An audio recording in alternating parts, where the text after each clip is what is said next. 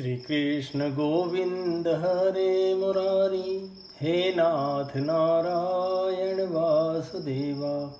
श्री कृष्ण गोविंद हरे मुरारी, हे नाथ नारायण वासुदेवा। हे नाथ नारायण वासुदेवा, हे नाथ नारायण वासुदेवा। ओम नमो भगवते वासुदेवाय। श्रीमद्भागवत महापुराणम एकादश स्कंदः अथ प्रथमोऽध्यायः। यदुवंशको ऋषियों का शाप। श्री बादरायणीरुवाच। कृत्वा दैत्यवधं कृष्ण सरामो यदुर्भिर्व्रतः, भुवोऽवतारयदभारं जविष्ठं जनयन कलिम्। ये कोपिता सुबहु पाण्डुसुता सपत्नैर्द्युर्धूत हेलनकचग्रहणादिभिस्तान् कृत्वा निमित्तमितरेतरतः समेतान् हत्वा नृपान् निरहरत क्षितिभारमीशः। भूभारराजप्रतना यदुर्भिर्निरस्य गुप्तैः स्वबाहुभिरचिन्तय दप्रमेयः। मन्येवनेर्ननु गतोऽप्यगतं हि भारं, यद् यादवं कुलमहो अविषय्यमास्ते। नैवान्यत परिभवोऽस्य भवेद् कथञ्चिन्मत्संशयस्य विभवो न हनस्य नित्यम्। अन्तः कलिं यदुकुलस्य विधाय वेणुस्तम्भस्य वह्निमिव शान्तिमुपैमि धाम।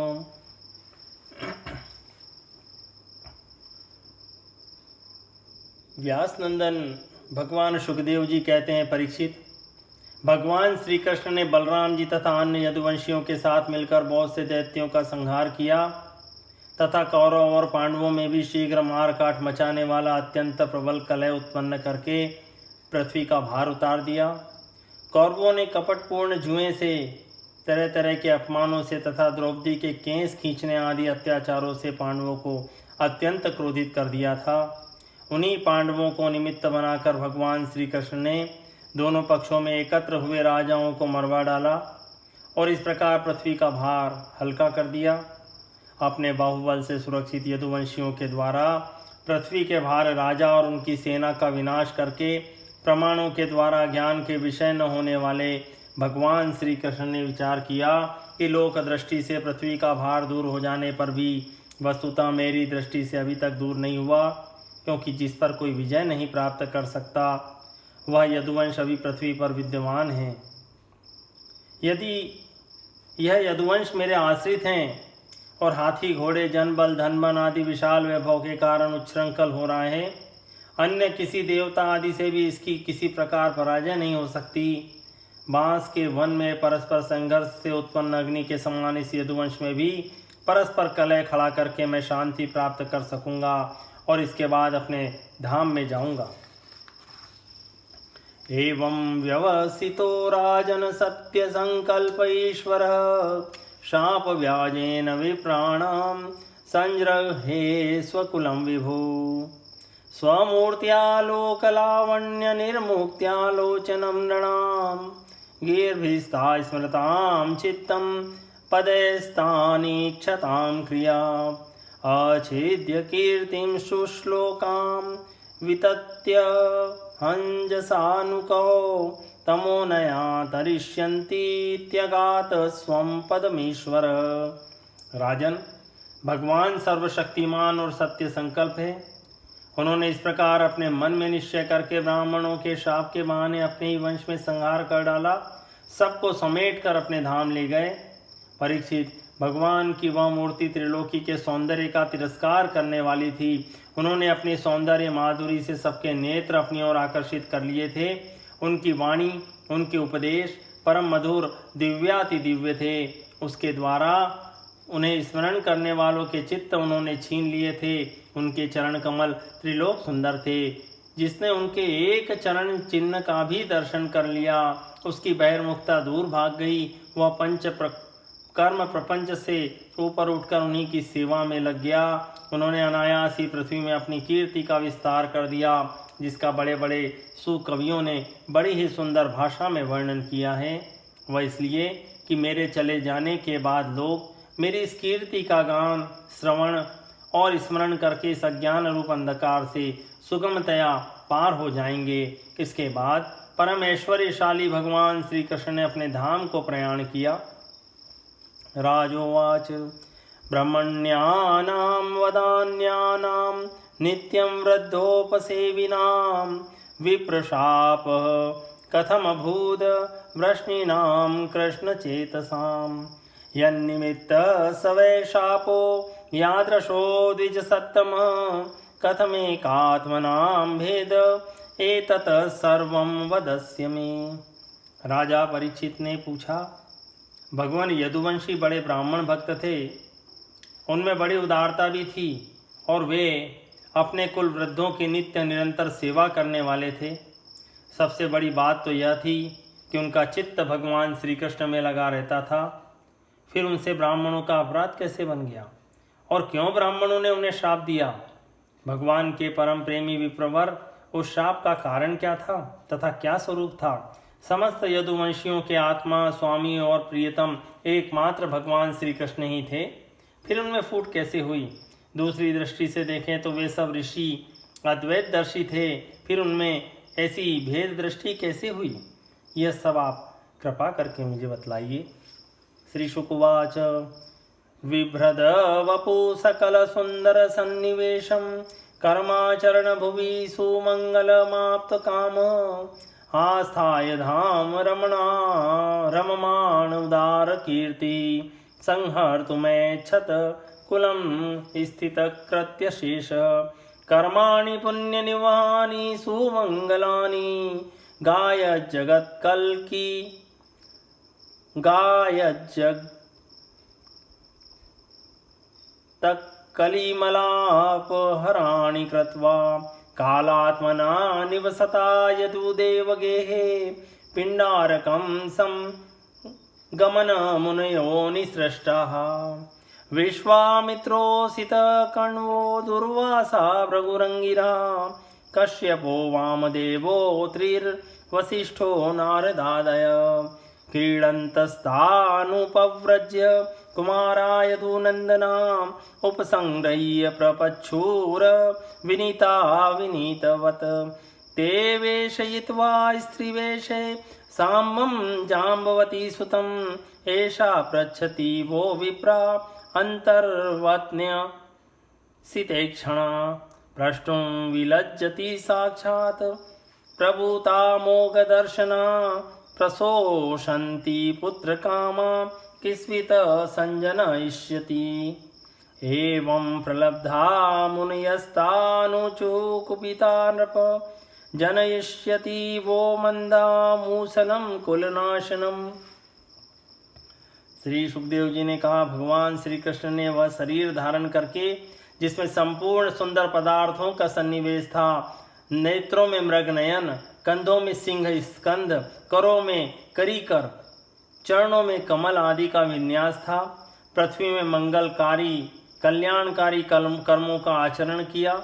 वे पूर्ण काम प्रभु द्वारका धाम में रहकर क्रीड़ा करते रहे और उन्होंने अपनी उदार कीर्ति की स्थापना की। जो कीर्ति स्वयं अपने आश्रय तक का दान कर सके वह उदार है। अंत में श्री हरि ने अपने कुल के संहार उपसंहार की इच्छा की, क्योंकि अब पृथ्वी का भार उतरने में इतना ही कार्य शेष रह गया था। भगवान श्री कृष्ण ने ऐसे परम मंगलमय और पुण्य प्रापक कर्म किए जिनका गान करने वाले लोगों के सारे कलिमल नष्ट हो जाते हैं। अब भगवान श्री कृष्ण महाराज उग्रसेन की राजधानी द्वारकापुरी में वसुदेव जी के घर यादवों का संहार करने के लिए काल रूप से ही निवास कर रहे थे। उस समय उनके विदा कर देने पर विश्वामित्र, असित, कण्व, दुर्वासा, भृगु, अंगिरा, कश्यप, वामदेव, अत्रि, वशिष्ठ और नारद आदि बड़े बड़े ऋषि द्वारका के पास ही पिंडारक क्षेत्र में जाकर निवास करने लगे। एक दिन यदुवंश के कुछ उद्दंड कुमार खेलते खेलते उनके पास जा निकले। उन्होंने बनावटी नम्रता से उनके चरणों में प्रणाम करके प्रश्न किया। वे जाम्बवती नंदन सांब को स्त्री के वेश में सजा कर ले गए और कहने लगे, ब्राह्मणों, यह कजरारी आंखों वाली सुंदरी गर्भवती है। यह आपसे एक बात पूछना चाहती है, परंतु स्वयं पूछने में सकुचाती है। आप लोगों का ज्ञान अमोघ अबाध है, आप सर्वज्ञ है। इसे पुत्र की बड़ी लालसा है और अब प्रसव का समय निकट आ गया है। आप लोग बताइए, यह कन्या जनेगी या पुत्र? परीक्षित, जब उन कुमारों ने इस प्रकार उन ऋषि मुनियों को धोखा देना चाहा, तब वे भगवत प्रेरणा से क्रोधित हो उठे। उन्होंने कहा, मूर्खों, यह एक ऐसा मूसल पैदा करेगी जो तुम्हारे कुल का नाश करने वाला होगा। तच्छ्रुत्वा तेति संत्रस्ता विमुच्य सहसोदरं सांबस्य दद्रशुस्तस्मिन् मूसलं खल्वयस्मयम्। किं कृतं मन्दभाग्येन किं वदिष्यन्ति नो जना इति विह्वलिता गेहा नादाय मूसलं ययुः। तच्चोपनीय सदसि परिम्लानमुखश्रिय राज्ञ आवेदयां चक्रु सर्वयादौ सन्निधौ। श्रुत्वा मोघं विप्रशापं दृष्ट्वा च मूसलं नृप विस्मिता भयसंत्रस्ता बभूर्वो धारकौकसः। तच्चूर्णयित्वा मूसलं यदुराजः साहुकः समुद्रसलिले प्रास्य लोहं चास्यावशेषितं। कश्चिन्मत्स्यो ग्रसील्लोहं चूर्णानि तरलैस्ततः उय्यमानानि वेलायां लग्नान्यासन् किलेरकः। मत्स्यो गृहीतो मत्स्यघ्नेर्जा लेन्यान्ये सहार्णवे तस्योदरगतं लोहं सशल्ये लुब्धको करोत्। भगवान् ज्ञात सर्वार्थ ईश्वरोऽपि तदन्यथा कर्तुं नेच्छद विप्रशापं कालरूप्यं नवोमोदत। मुनियों की यह बात सुनकर वे बालक बहुत ही डर गए। उन्होंने तुरंत सांब का पेट खोलकर देखा तो उसमें सचमुच एक लोहे का मूसल मिला। अब तो वे पछताने लगे और कहने लगे, हम बड़े अभागे हैं। देखो, हम लोगों ने यह क्या अनर्थ कर डाला। अब लोग हमें क्या कहेंगे। इस प्रकार वे बहुत ही घबरा गए तथा मूसल लेकर अपने निवास स्थान में गए। उस समय उनके चेहरे फीके पड़ गए थे, मुख कुमला गए थे। उन्होंने भरी सभा में सब यादवों के सामने ले जाकर वह मूसल रख दिया और राजा उग्रसेन से सारी घटना कह सुनाई। राजन, जब सब लोगों ने ब्राह्मणों के शाप की बात सुनी और अपनी आंखों से उस मूसल को देखा, तब सब के सब द्वारकावासी विस्मित और भयभीत हो गए, क्योंकि वे जानते थे कि ब्राह्मणों का शाप कभी झूठा नहीं होता। उग्रसेन यदुराज ने उस मूसल को चूरा चूरा करा डाला और उस चूरे तथा लोहे के बचे हुए छोटे छोटे टुकड़ों को समुद्र में फेंकवा दिया। इस संबंध में उन्होंने भगवान श्री कृष्ण से कोई सलाह न ली, ऐसी ही उनकी प्रेरणा थी। परीक्षित, उस लोहे के टुकड़े को एक मछली निगल गई और चूरा तरंगों के साथ बह बहकर समुद्र के किनारे आ लगा। थोड़े दिनों में वह एरक बिना गांठ के घास के रूप में उग आया। मछली मारने वाले मछुओं ने समुद्र में दूसरी मछलियों के साथ उस मछली को भी पकड़ लिया। उसके पेट में जो लोहे का टुकड़ा था, उसको जरा नाम के व्याध ने अपने बाण की नोक में लगा लिया। भगवान सब कुछ जानते थे, वे इस श्राप को उलट भी सकते थे, फिर भी उन्होंने ऐसा करना उचित न समझा। काल रूपधारी प्रभु ने ब्राह्मणों के शाप का अनुमोदन ही किया। इति श्रीमद्भागवते महापुराणे पारमहंस्यां संहितायां एकादश स्कंदे प्रथमोऽध्याय संपूर्णम्।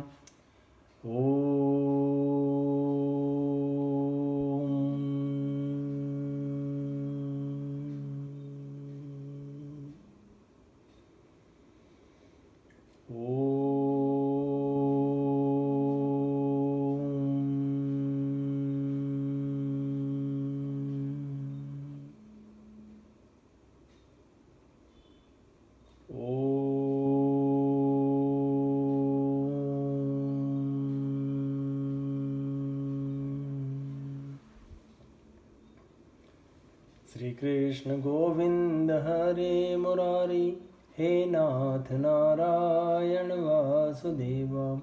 श्री कृष्ण गोविंद हरे मुरारी, हे नाथ नारायण वासुदेवा।